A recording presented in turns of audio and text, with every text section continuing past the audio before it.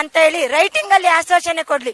ಅವರು ಬರೀ ಮಾತಲ್ಲಿ ಹೇಳೋದಲ್ಲ, ನಮಗೆ ರೈಟಿಂಗ್ ಅಲ್ಲಿ ಕೊಡ್ಲಿ. ಮೇಡಮ್, ಅವರು ಗ್ಯಾರಂಟಿ ಯೋಜನೆಗಳನ್ನ ಕೊಟ್ಟಿರ್ಬೋದು, ಬಟ್ ಇವತ್ತು ನಮ್ಮ ಸರ್ಕಾರ ನಮ್ಮ ಹೆಣ್ಮಕ್ಳನ್ನ ಆಶಾ ಕಾರ್ಯಕರ್ತರನ್ನ, ಅವರು ಬಡವ್ರನ್ನ, ವಿಧವೆಯರನ್ನ ಮತ್ತೆ ಗಂಡ ಇಲ್ದವ್ರನ್ನ ಆಶಾ ಕಾರ್ಯಕರ್ತರನ್ನಾಗಿ ತಗೊಂಡು ಅವ್ರಿಗೆ ನಮ್ಮ ಆಶಾಗೆ ಏನು ಸೌಲಭ್ಯ ಕೊಡಬೇಕೋ ಅದನ್ನ ಸೌಲಭ್ಯ ಕೊಟ್ಟಿಲ್ದ ಪುಕ್ಷಟೆ ಕೆಲಸ ಮಾಡಿಸ್ಕೊಂಡು ಇವತ್ತು ನಡುರಾತ್ರಿ ನಮ್ಗೆ ಬಿಟ್ಬಿಟ್ಟಿದೆ. ಇವತ್ತು ನಾವು 3 ದಿನ ಆಯ್ತು ಅಹೋರಾತ್ರಿ ಒಂದು ಹೋರಾಟವನ್ನು ಮಾಡ್ತಿದ್ದೇವೆ.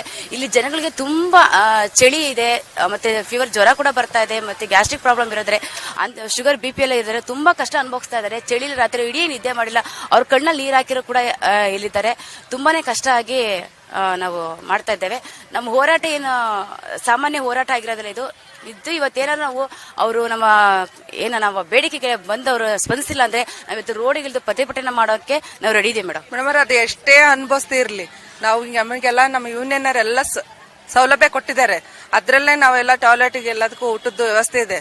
ನಾವು ಅದೆಲ್ಲ ಸಂಭಾಳಿಸ್ಕೊಂಡು ಇನ್ನೂ 10 ದಿನ ಅಲ್ಲ, ಇನ್ನು 15 ದಿನ ಆಗ್ಲಿ ಸರ್ ಬಂದವರು ನಮಗೆ ಮಾಹಿತಿ ಕೊಡೋ ತನಕ ನಾವು ಧರಣಿ ನಂತರ ನಿಂದ್ರಿಸಂಗಿಲ್ಲ ಮೇಡಮ್. ಮೇಡಮ್ ನಿನ್ನೆ 9,500 ಕೊಡ್ತೀವಿ, ಕೆಲಸ ಮಾಡಿದ್ರೆ ಅದ್ರಾಗ ಅರ್ಧ ಕಟ್ ಮಾಡ್ತೀವಿ ಅಂತ ಹೇಳ್ತಾ ಇದಾರೆ. ನಾವ್ ಮಾಡಕ್ ಕೆಲಸ 2 ತಾಸು ಕೆಲಸ ಹೇಳಿ ಈಗ ಬೆಳಗ್ಗೆ 7 ಗಂಟೆ ಇದ್ದಿದ್ದು ಸಾಯಂಕಾಲ 6 ಗಂಟೆ ತನಕ ನಮ್ಮನ್ನ ಕತ್ತೆ ತರ ದುಡಿಸ್ಕಿಂತ ಇದಾರೆ. ಅದಕ್ಕೆ ನಮಗೆ ಪ್ರತಿಫಲ ಸಿಗೋವರೆಗೂ ನಾವು ಜಾಗ ಬಿಟ್ಟು ಕದ್ಲಲ್ಲ. ತುಂಬಾ ಕಷ್ಟ ಆಗ್ತಾ ಇತ್ತು. ಸ್ನಾನನೇ ಮಾಡಿಲ್ಲ ಮೇಡಮ್, ಸ್ನಾನನೇ ಮಾಡಿಲ್ಲ. ನಮಗೆ ನ್ಯಾಯ ಬೇಕು.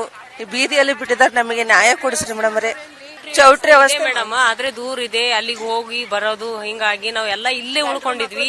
ಜಳಕ ಮಾಡ್ತಾ ಇಲ್ಲ, ಏನಿಲ್ಲ. ನಮ್ಗೆ ಎಷ್ಟೇ ತೊಂದ್ರೆ ಕಷ್ಟ ಬಂದ್ರು ಆದ್ರೆ ನಾವು ಫಿಕ್ಸ್ 15,000 ಕೇಳಿದ್ದು ಮೇಡಮ್.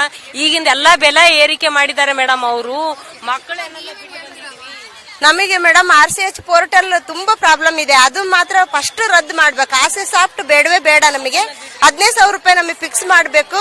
ಆಮೇಲೆ ಈಗ ನಮಗೆ ಏನಾದ್ರೂ ಅನಾರೋಗ್ಯ ತುಂಬಾ ಜಾಸ್ತಿ ಆಯ್ತಂದ್ರೆ ವೇತನ ಸಹಿತ ರಜಾ ಕೊಡ್ಬೇಕಂತ ಹೇಳಿ ಕೇಳ್ಕೊಂತಿದೀವಿ.